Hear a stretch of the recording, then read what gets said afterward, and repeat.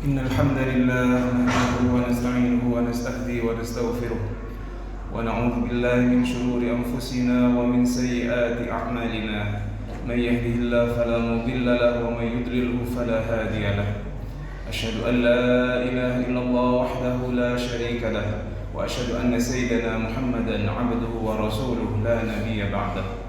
اللهم صل على سيدنا محمد وعلى آله وصحبه وسلم تسليما كثيرا. قال الله تعالى في القرآن العظيم: يا أيها الناس اعبدوا ربكم الذي خلقكم من نفس واحدة وخلق منها زوجها وبث منهما رجالا كثيرا ونساء واتقوا الله الذي تساءلون به والأرحام إن الله كان عليكم رقيبا. أما بعد، jamaah salat Jumat yang dirahmati oleh Allah Subhanahu wa taala, khatib berwasiat kepada diri khatib sendiri dan kepada jamaah sekalian agar kita senantiasa meningkatkan ketakwaan kita kepada Allah Subhanahu wa taala. Takwa dalam artian menjalankan seluruh perintah-perintah Allah dan meninggalkan seluruh larangan-larangannya.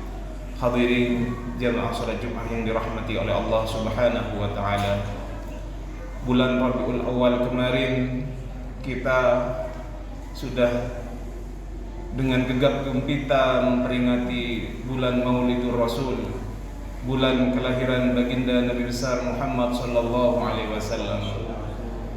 Di setiap tempat diadakan Maulid Nabi besar Muhammad sallallahu alaihi wasallam, di masjid-masjid, di perkampungan, bahkan di beberapa daerah Maulid Nabi besar Muhammad sallallahu alaihi wasallam dilaksanakan dalam satu hari bisa 3 kali.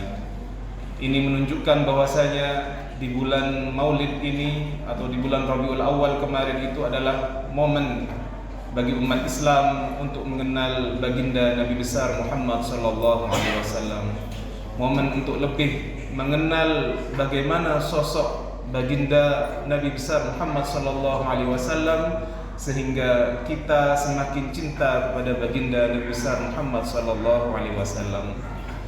Namun pertanyaannya, apakah kita hanya merayakan Maulid Nabi, kita berbahagia kepada Nabi Muhammad sallallahu alaihi wasallam hanya kita khususkan kepada bulan Maulid saja, atau kita harus senantiasa memupuk kecintaan kita harus selalu kemudian mencari-cari tahu akhlak baginda Nabi besar Muhammad sallallahu alaihi wasallam sehingga kita bisa meniru sosok yang sangat agung ini.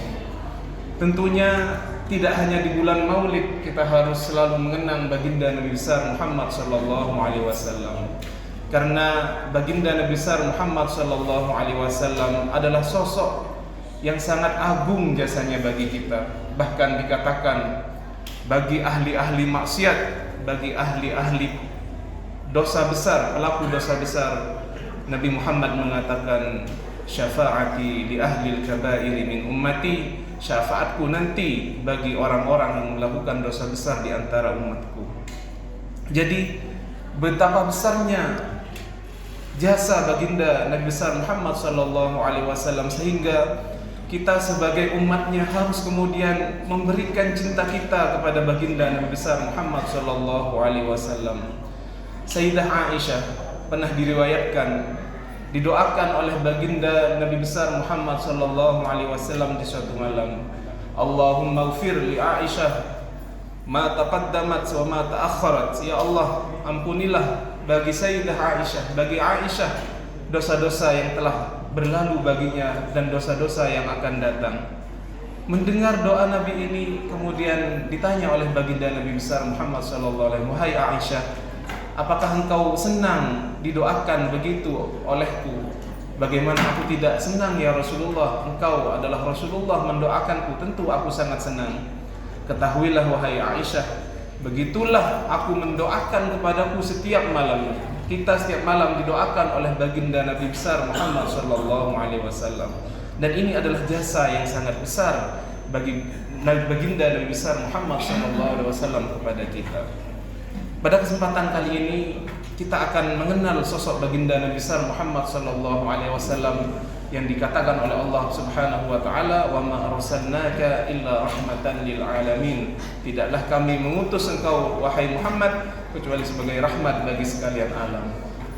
Nabi Muhammad adalah rahmat bagi kita, rahmat bagi binatang, bahkan rahmat bagi sekalian alam.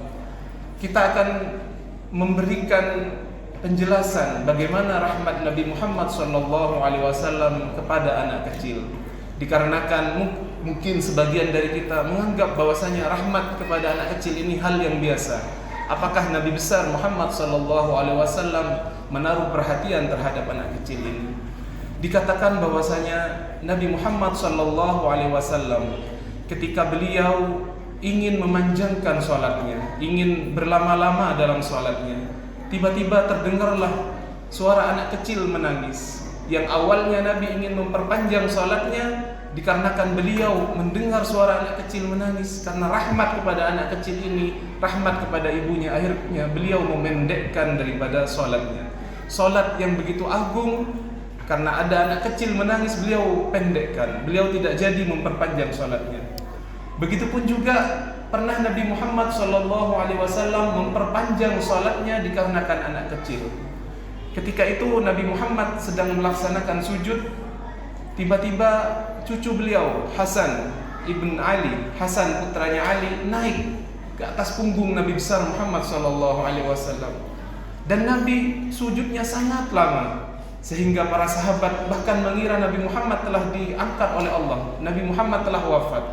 Ketika ditanya oleh sahabat, "Wahai Rasulullah, kenapa engkau memperpanjang sujudmu? Tadi ketika aku sujud," jawab Rasulullah, "Hasan kemudian naik ke atas punggungku dan aku tidak ingin mengganggunya."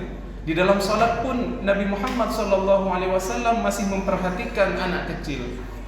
Kita semisal ingin salat secara khusyuk, kita akan masuk ke dalam sebuah kamar, mungkin kita tutup pintunya atau kita kunci agar kita tidak diganggu oleh anak kecil. Tapi apakah seperti ini yang dicontohkan oleh baginda Nabi besar Muhammad SAW?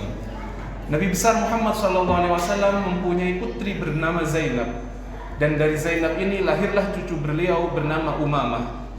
Umamah ini pernah suatu hari sholat bersama baginda Nabi. Dia masih bayi.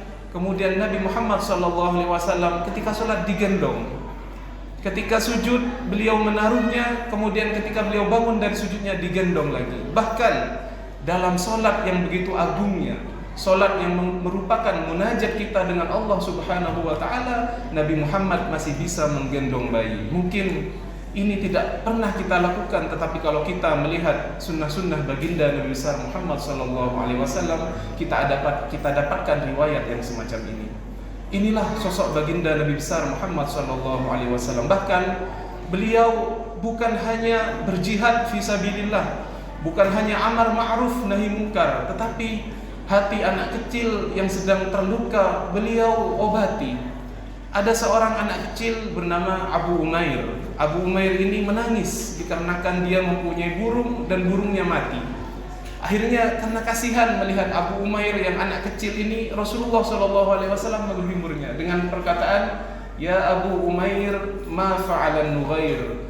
Wahai Abu Umair, ada apa dengan Nughair? Nughair ini adalah burung si anak kecil ini. Kita lihat bagaimana Nabi Muhammad SAW, anak kecil yang menangis, yang mungkin bagi kita tidak penting bagi Nabi Muhammad, mungkin lebih penting jihad fisabilillah, mungkin lebih penting amar ma'ruf nahi munkar. Tapi lihat bagaimana akhlak beliau, bahkan sekelas baginda Nabi besar Muhammad SAW kemudian mau bercengkrama dengan anak kecil. Terakhir ada kisah yang perlu kita renungkan, yaitu ketika Nabi besar Muhammad SAW kemudian datang seorang badui, datang seorang Arab pedalaman, badui, datang kepada baginda Nabi besar Muhammad SAW.